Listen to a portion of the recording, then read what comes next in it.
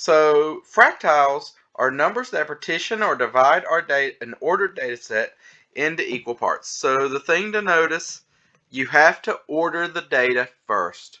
So you have to put the data into numerical order, but then we're just going to cut it into equal pieces, and that's what fractiles do. So for us, we're going to focus on a special type of fractile called the quartiles. And so with the quartiles, we're dividing an ordered data set into 4 equal parts. So think of quartiles as dividing your data into quarters, right? So you're cutting it into 4 equal pieces. So think of it like a Hershey bar, where you're going to share your Hershey bar among 3 other friends. That's what our quartiles do. We divide our data set into 4 equal pieces. So we have 3 quartiles. So the first quartile is going to be a position where about 1/4 of our data will fall at or below Q1. So a quarter of our data is there. So on this Hershey bar I drew, quartile 1 or Q1 is going to be that first break in the candy bar. The second quartile, you have half of your data at or below the position. So Q2 is your median. So we've already talked about one of these quartiles before. We've talked about how to find the median. And then the third quartile, 3/4 of your data fall at or below Q3. So Q3 would be that third break in our candy bar. The good news is, if you can find the median, you can find the other 2 quartiles, Q1 and Q3. The process for finding them is virtually the same. So let's look at a data set and see how we would find the quartiles for this data set. So here we have the number of nuclear power plants in the top 15 nuclear power producing countries in the world. And so we want to find those 3 quartiles of our data set. So what are those 3 numbers in our ordered data set that splits our data, where we have 1/4 of the data below the first value, half of the data below the second value, and 3/4 of the data at or below the third value? So the first thing we need to do is put this data into order. So 6 is my smallest data value, 7, 8, 10, 11, 15, 17, 18, 18, 19, 20, 31, 54, 59, and 104. So we have that data in order of all 15 nuclear power producing countries, the number of nuclear power plants. So to find these 3 quartiles, you want to start out finding the middle quartile first. So find Q2 first. So let's stick with what we know, right? We know how to find Q2. So remember from section 3.1, to find Q2, the location of Q2, the location of the median, is n plus 1 over 2. So in this case, we have 15 data values. So 15 plus 1 divided by 2 tells us the 8th position is our median. So we go in 1, 2, 3, 4, 5, 6, 7, 8. So 18, that is our median. That is Q2. So half of our data lies at or below 18 in this case.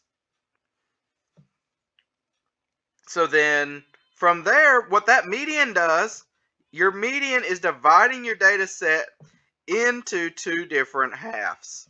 So you have the lower half of your data and your upper half of your data. And so from here, what that means, your median is not going to be in either half of your data. So think of your median as a fence or as a wall. That fence is not in either yard, or that wall is not in either of the 2 rooms that are on either side of it. It's there as a divider. So their median acts as a divider. It's not a part of either half of the data set.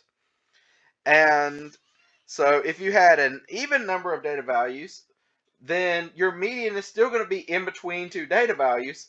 So the two data values would be in the respective half, but the median would not lie in either half. So that median itself is still the fence dividing your data into two equal halves. From there, to find the first quartile, you just find the median of the lower half of data. So here now in our lower half we have 7 data values.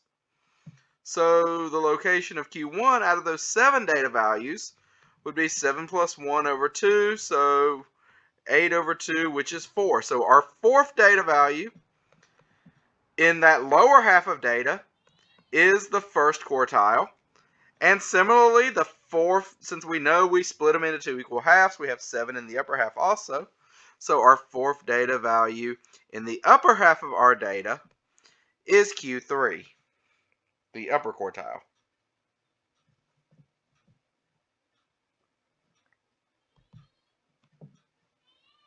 From here, the next piece of information we get from these quartiles is the interquartile range.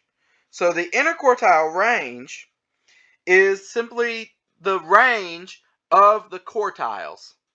So the interquartile range is the range of the quartiles.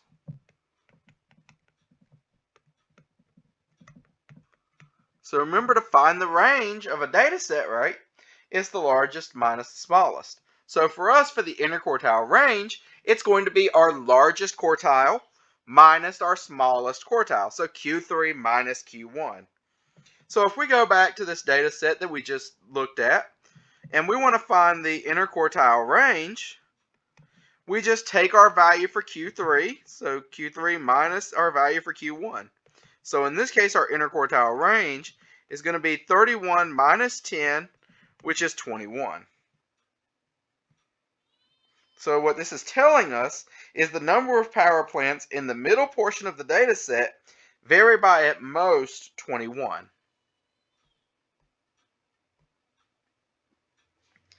So we can put all of this together and we can get a 5-number summary for our data set. So this 5-number summary is simply the minimum, the first quartile, the median, the third quartile, and then the maximum. So if we go back to the same data set again, we take those 3 quartiles and combine it with our minimum and our maximum to get our 5-number summary. So our 5-number summary in this case is going to be our minimum, which is 6, Q1, which is 10, Q2, which is 18, Q3, which is 31, and the maximum, which is 104.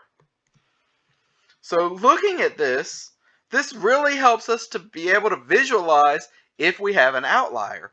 In this case, we can kind of tell, okay, our quartiles and our minimum are relatively close, but then that maximum 104 is way out there. And so you can really tell, okay, that maximum is probably an outlier. So you can really start to visualize your data using this. So the other types of fractiles that exist. So deciles divide our data set into 10 equal parts. And percentiles divide the data set into 100 equal parts. So percentiles you're probably familiar with. So if any of you have ever taken any standardized tests, for example, maybe the ACT or the SAT, or even on high school testing, then you typically notice when you get your score report that it's given to you in terms of what percentile that you ranked in, or children's growth. Your children's growth, when you go to the pediatrician, for example, those of you who have kids know what I'm talking about, they tell you what percentile your child ranks in. And so that's what they're talking about, is basically what percent of people would be at or below that level that you were at, or that your child was at.